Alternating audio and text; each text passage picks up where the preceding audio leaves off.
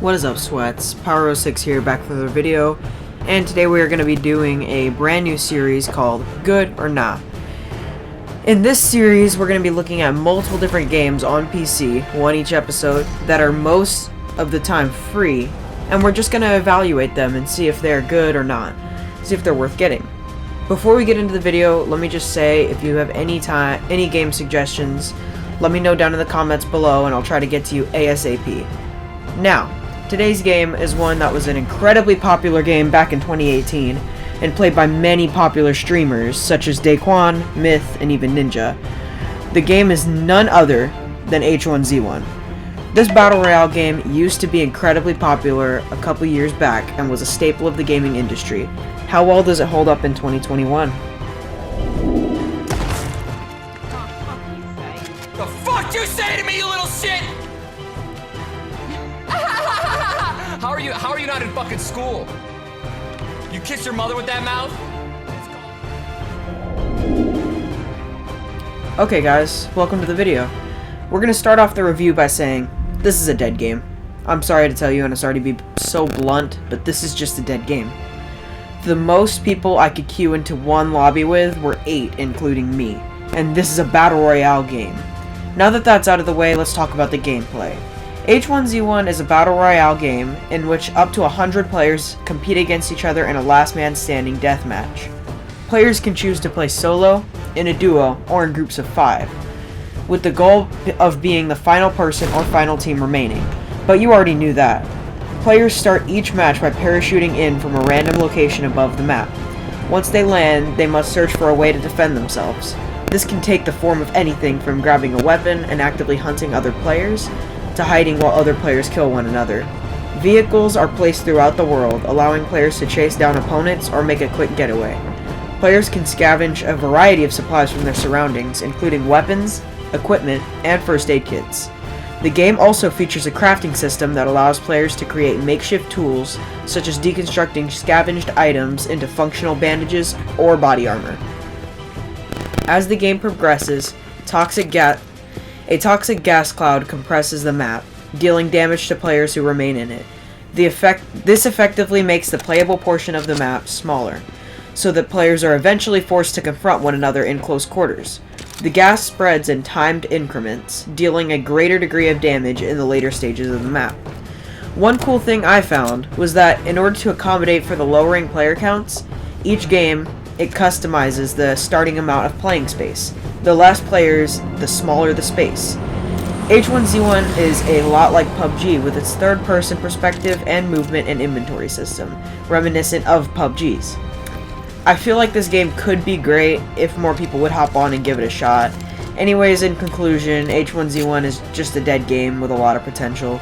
If you do want to play it, it's on Xbox, PlayStation, and PC. I would only recommend playing on PC due to the fact that when you queue into a match on console, there are like 2 other people. Okay guys, so now welcome to Power06's improvised part, because he didn't realize that a script would be that short. So he had to go and write a whole nother script to extend it, because the video was only 3 minutes long. Anyways, we're going to go into the H1Z1's weapons and vehicles. We're going to start with the weapons. Knowing the best weapons to use for different situations will give you a huge advantage in H1Z1.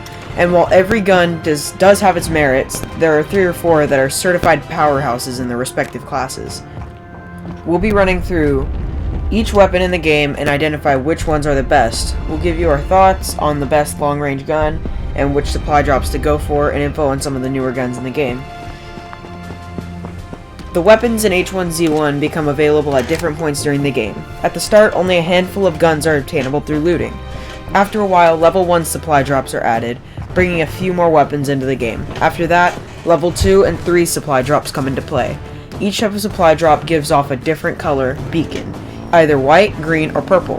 We're going to break down each class of weapons and offer up some tips on the best of the best, one for each. Pistols are the most common weapons in the game, so will most likely be the first thing you find. There are 3 types in H1Z1, the M9, the M17, and the Magnum.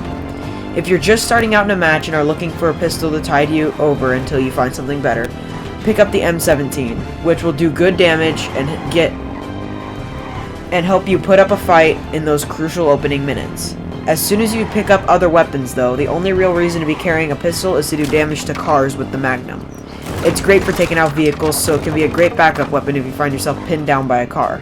Generally though, any other gun will do better in a firefight, so be sure to swap your pistol out as soon as possible.